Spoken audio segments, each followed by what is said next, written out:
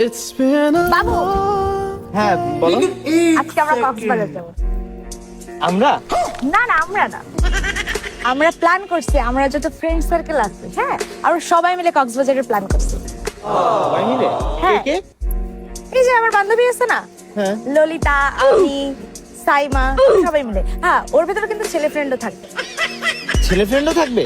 হ্যাঁ, আর সবচেয়ে বড় কথা কি জানো, আমরা কক্সবাজার যাব, একই হোটেলে স্টে করতেছি, আর সারা রাত আমরা এখান থেকে নিয়ে যাচ্ছি, বুঝছো? আর সারা রাত পার্টি হবে। আর ঠিক আছে যাও। আর একটা কথা বলবো, কি? আমার এক্সও কিন্তু যাচ্ছে সারা রাত পার্টি করতে। ঠিক আছে যাও। তুমি কিছু বলবা না? না না কোনো সমস্যা নেই, যাও।